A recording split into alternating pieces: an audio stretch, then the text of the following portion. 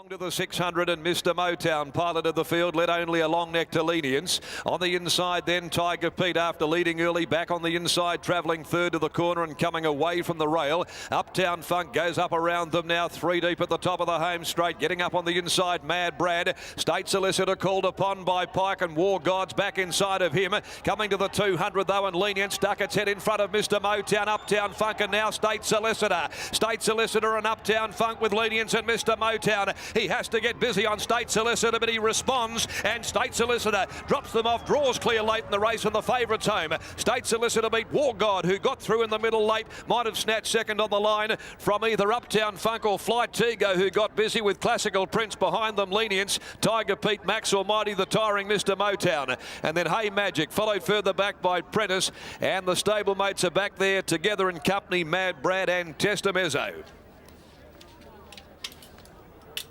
So he's redeemed himself after that first up loss, $1.60 there that day, $1.65 this afternoon, and Pike has made a bookend of the meeting, having won the first on Art Series.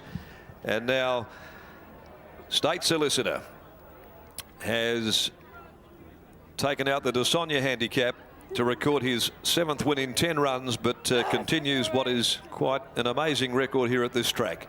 He's now had 6 goes for 5 wins and beats War God in the middle. And we're waiting on the outcome of third placing. But State Solicitor by Nakoni out of Avenida Madero. Pike had the horse up there right near the speed.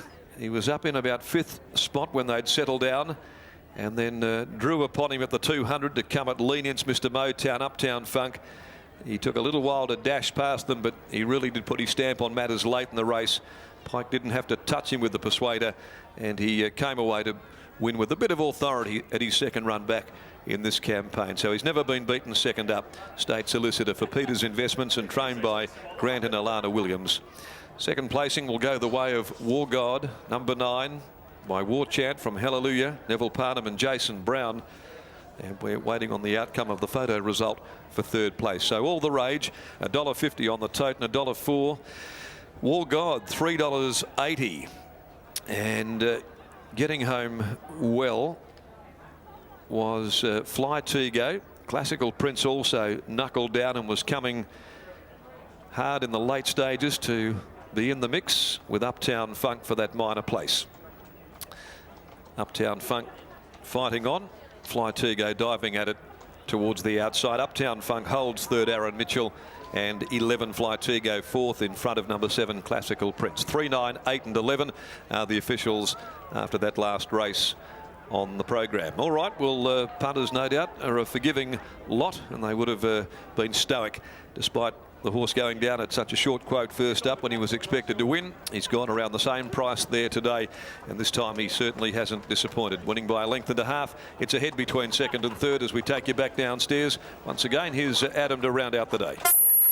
We are down here with Bob Peters, and State Solicitor improves its very good second up record to 3-3. And Bob, going into this race, I know that a few people were a little bit disappointed with that first up run, but it was a tough task. Wide throughout that run, bumped the entire straight, came to 60 kilos. Yes, it was. There's big expectations, I think. You and the team weren't too disappointed with the first up run? We would have liked him to have won. Now tell us about the performance here. 3 wide the trip again with the 60 kilos, but it was good to see him get in that fight with Uptown Funk and really knuckle down late. Yes, it was nice to see him win again. I haven't seen yourself and Grant come down here looking so relieved in a long time. Great when you've got a good horse just to get the win. Well, when they're expected to win, all you can get is relief. Do you meet up now with these better horses moving forward? No. No? Staying in these type of grades? No. You did say you weren't going to tell me much here today, Bob. No, he's going to the paddock. He's definitely not going to the paddock. Bob, congratulations with the... He is? He's going to go? Going to the paddock. Okay, and then come back for the winner bottom a little bit later? Oh, we'll see. He'll come back for possibly another ratings race if there's one at his level, or else he'll have to go into a listed race, because he'd probably go to about 88 now. He's a bit below listed, but we don't have many races for those sort of horses in this state. Was that always the plan, this prep prior to that first up run in the win today, just to give him the 2, get that, blow out the cobwebs and then go for a bit of a spell? No, I would have liked to have given him a bit more and run another race with him to take up those points that are there, but there's he's not ready for it. He's not mature. He needs to mature, and he needs a break. Looking after a good horse, Bob. We're used to that from you. Congratulations with the win. Thank you. There's Bob Peters after that performance. William Pike has taken off. He bookended the program, as we mentioned, with Art Series. So a good day for him. Well done to the Peters team with that win in the last, and we'll see you again next week.